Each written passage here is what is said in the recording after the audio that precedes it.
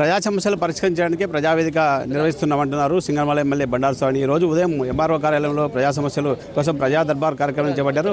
ఎలాంటి సమస్యలు తమ దృష్టికి వచ్చాయి, పరిష్కారం ఎప్పుడు చేశారనే విషయాలు ఆమె తెలుసుకునే ప్రయత్నం చేద్దాం. మేడం చెప్పండి, ఈ రోజు మీరు ప్రజా దర్బార్ కార్యక్రమం చేపట్టారు. ఉదయం నుంచి కూడా ఎన్ని సమస్యలు మీ దృష్టికి వచ్చాయి, ఏ సమస్యలు ముఖ్యంగా మీ దృష్టికి వచ్చారు? నమస్తే అండి. ఈరోజు సింగనమల నియోజకవర్గంలో ప్రజా సమస్యల మీద ప్రజా దర్బార్నని ప్రతి శుక్రవారము నిర్వహించాలని అనుకున్నాం కదండి. దానిలో భాగంగానే ఈరోజు ఒకరోజు ముందే ఈరోజు షెడ్యూల్ ప్రకారంగా మన నార్పల్ చేయడం జరిగింది. ఈరోజు సింగనమల చేస్తూ ఉన్నాము. ప్రజా సమస్యల మీద దాదాపు పొద్దు నుంచి కూడా ఒక 50+ వరకు కూడా మనకు వస్తున్నాయి. ఇంకా ఇక్కడ ఉన్నాయి, ఇవి కూడా రిజిస్టర్ చేయాలి. అక్కడ ఎక్కువ మటుకు ఈ రీసర్వేలు జరిగినటువంటి సమస్యల మీద, భూ సమస్యల మీద రెవెన్యూ ఇష్యూస్ మన దృష్టికి తెస్తూ ఉన్నారు.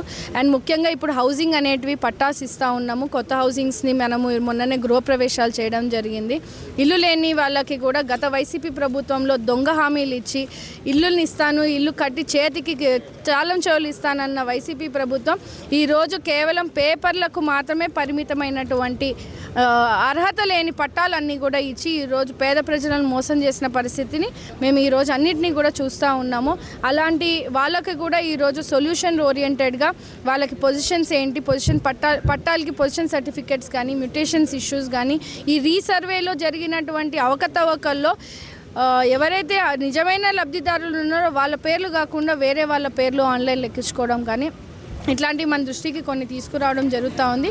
సో ఇక్కడే ఉన్నటువంటి రెవెన్యూ డిపార్ట్మెంట్ కూడా అక్కడికక్కడ సొల్యూషన్స్ అయ్యేటివన్నీ కూడా చేస్తూ ఉన్నాము. లేని సమయంలో ఒక టైం లిమిట్ పెట్టి ఒక 15 రోజుల్లో కానీ 20 రోజుల్లో కానీ అవి కూడా కాలక్రమేణంగా వాళ్ళకు కూడా క్లియర్ చేయాలని రెవెన్యూ సమస్యల మీద ఎక్కువ శాతం మనకి చెప్తా ఉన్నారు. అండ్ ముఖ్యంగా ఈ రోడ్స్ గురించి కూడా చెప్తా ఉన్నారు. అండ్ 1వ విడత కింద 16 కోట్ల రూపాయలు సీసీ రోడ్లు మనం నియోజకవర్గం వారీగా వేయడం జరిగింది. ఇప్పుడు నెక్స్ట్ విడతలో కూడా 20 కోట్ల వరకు పెట్టాము. ఇంకో చిన్న ఎమర్జెన్సీ ప్రయారిటీ రోడ్స్ కింద 4 కోట్లకు కూడా కలెక్టర్ గారికి ఇవ్వడం జరిగింది. అది ఖచ్చితంగా మొన్న కలెక్టర్ గారు మారడం కూడా అట్లాంటి సమస్యల మీద కూడా మనకు కొంచెం డిలే ఉంది. అది కూడా నేను కలెక్టర్ గారి దృష్టికి తీసుకెళ్లాను. ఖచ్చితంగా ఈ సీసీ రోడ్లకు కూడా ఒక్కొక్కటిగా వేసుకుంటూ వెళ్తూ ఉన్నాము. శానిటేషన్, పంచాయతీ రాజ్ వీటి మీద కూడా చాలా అద్భుతంగా చేస్తున్నారని హర్షం కూడా వ్యక్తం చేసే పరిస్థితిని తీసుకొని వస్తూ ఉన్నారు. ఇంకా కొన్ని గ్రామాల్లో స్ట్రీట్ లైట్స్ లేని సమస్యలు మన దృష్టికి వచ్చాయి. అవి కూడా పంచాయత్ సెక్రటరీ వాళ్ళతోని లోకల్లో వైసీపీ సర్పంచెస్ ఉండడం వల్ల కూడా వాళ్ళు రెజల్యూషన్స్ ఇవ్వకపోవడము, లేదా మన ప్రభుత్వం అంటే కూటమి ప్రభుత్వంలో ఇస్తున్నటువంటి నిధులు కూడా వాళ్ళ గతంలో చేసినటువంటి బిల్లుల్ని తీర్చుకోవడం కానీ, అంటే ఎక్కడ గ్రామాల్లో పనులు చేసిండారు కానీ బిల్లులు పెట్టించుకొని ఉంటారు, అట్లా వాటిల్లోకి కూడా తీసుకునే పరిస్థితుల్ని ఈరోజు మన దృష్టికి తెస్తూ ఉన్నారు. అవి కూడా కరెక్ట్ చేస్తూ ఉన్నాము. జాయింట్ కలెక్టర్ కానీ కలెక్టర్ గారి దృష్టికి కూడా ఇలాంటి సమస్యలు తీసుకెళ్తామని తెలియజేస్తున్నామండి. ముఖ్యంగా చూసుకుంటే సింగనమల నియోజకవర్గం అగ్రికల్చర్ మీద ఆధారపడి ఉన్న రైతులు ఎక్కువ మంది ఉంటారు. ఈసారి సింగనమల చెరువుకు హెచ్ఎల్సీ నుంచి నీరు ఇప్పటివరకు రాలేదు. పడ్డలైతే రైతులు పంట సాగు చేసుకోవాలి, కానీ ఎప్పటి వల్ల నీళ్లు తీసుకొచ్చే అవకాశం? హెచ్ఎల్సీ నీళ్ళు వదిలాం కదండి, ఎందుకు రావట్లేదు? వస్తున్నాయి. ఇప్పుడు సుబ్రాయన్ సాగర్ గేట్ వరకు కూడా ఎత్తాము. ఈరోజు వర్షాలు పడ్డాయి సింగనమల నియోజకవర్గంలో. ఒకవేళ వర్ష కొరత ఉన్నాక కూడా ఎక్కడా కూడా నీటి సమస్య అనేది మన దృష్టికి ఇప్పటి వరకు రాలేదండి. వస్తే మాత్రం ఖచ్చితంగా మేము దాని మీద దృష్టి పెట్టించి నేనే స్వయంగా కెనాల్ మీదకి వెళ్ళి కూడా ఎక్కడైనా సమస్యలు ఉంటే కూడా చేస్తూ ఉన్నాము. ముఖ్యంగా ఈ నీటిపారుదల శాఖ సంబంధించినటువంటి ఉంటే ఎప్పుడు ఎన్నడూ లేని విధంగా సింగనమల నియోజకవర్గంలో దాదాపు 3 కోట్ల రూపాయలతో ఈరోజు కెనాల్ క్లీనింగ్స్కి మనం ఈరోజు సిల్ట్ వర్క్స్ కానీ లేదంటే జంగిల్ క్లియరెన్స్ చేసి అంటే వాటర్ ఫ్లో కూడా ఎక్కడ ఇబ్బంది లేకుండా ఈరోజు అన్ని రకాలమైన డిస్ట్రిబ్యూటరీస్ దగ్గర మేము వర్క్స్ చేయడం జరిగింది. ఏదైతే అనాథరైజ్డ్ చెరువులు ఉన్నాయో గతంలో వైసీపీ హయాంలో ఏం చేశారంటే పేరుకు మాత్రమే జియోలు ఇచ్చి ఈరోజు 40-50 చెరువులు నింపుతామని ఒక అర్థం లేని జియోని ఈరోజు పట్టుకొని ప్రచారం చేసిన సందర్భాలు ఉన్నాయి. ఈరోజు ప్రజలు కూడా తెలుసుకుంటా ఉన్నారు ఆ జియోకి ఎటువంటి రైట్ లేదు, స్పష్టత లేదండి.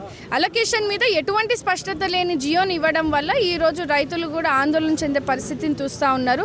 ఐఏబీ మీటింగ్లో కూడా మనం ప్రస్తావించడం జరిగింది ఇరిగేషన్ మినిస్టర్ గారి దృష్టికి, అలాగే అసెంబ్లీలో కూడా నేను ప్రస్తావించడం జరిగింది.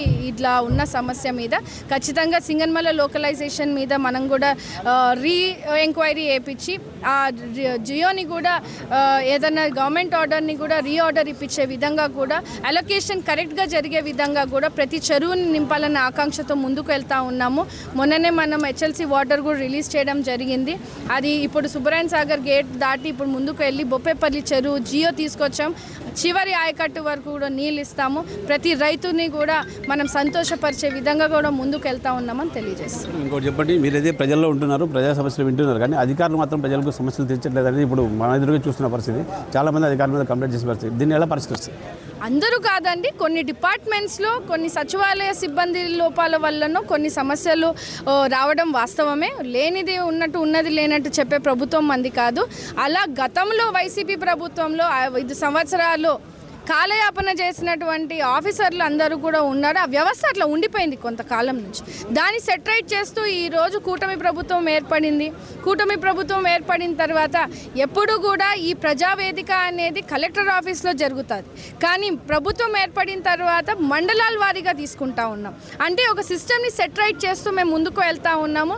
డెఫినెట్గా అందరినీ అనమండి, ఆల్ డిపార్ట్మెంట్స్ చాలా చురుగ్గా వాటర్ RWS కానీ నీటి కొరత ఉంటే ప్రయారిటీ బేసిస్ మీద ఎక్కడ కూడా నీటి కొరత లేకుండా పనిచేసిన సందర్భాలు కూడా హర్షం వ్యక్తం చేస్తూ ఉన్నారు. కొన్ని శానిటేషన్ వర్క్స్ మీద కూడా హర్షం వ్యక్తం చేస్తూ ఉన్నారు. ఇంకా రెవెన్యూ సమస్యల మీద సమస్య వచ్చిందని తెలిస్తే కూడా తీర్చిన సందర్భాలు కూడా తీర్చినారు మేడం, సార్కి థ్యాంక్ యూ కూడా చెప్పిపోయే పరిస్థితులు కూడా చూస్తూ ఉన్నాము. డెఫినెట్గా లోపాలు అనేవి ఉన్నాయి, అవి గతం నుంచి కూడా కంటిన్యూ అవుతూ ఉన్నాయి. దాన్ని సెటరైట్ చేయడానికే ఇలాంటి ప్రజా దర్బార్ని తీసుకుంటా ఉన్నాము. మాలాంటి ప్రతినిధులు, అధికారులు గ్రామ స్థాయిలో కూడా ఈరోజు పొలం పిలుస్తోంది కార్యక్రమం ద్వారా అగ్రికల్చర్ సంబంధించిన ఫార్మర్ సమస్యలు తీర్చుకుంటా ఉన్నాం. రెవెన్యూ సదస్సులు తీసుకుంటా ఉండి ఈరోజు గ్రామ సభలు పెడతా ఉన్నాం. సో సిస్టమాటిక్గా ఒక స్కెడ్యూల్ ప్రకారంగా మేము కూడా సిస్టమ్స్ అన్నీ కూడా సెటరైట్ చేస్తున్నాం. ముఖ్యమంత్రి నారా చంద్రబాబు నాయుడు గారు, లోకేష్ అన్న గారు, పవన్ కళ్యాణ్ గారు ఒక అకౌంటబిలిటీతో కూడినటువంటి పరిపాలన అందిస్తూ ఉన్నారు.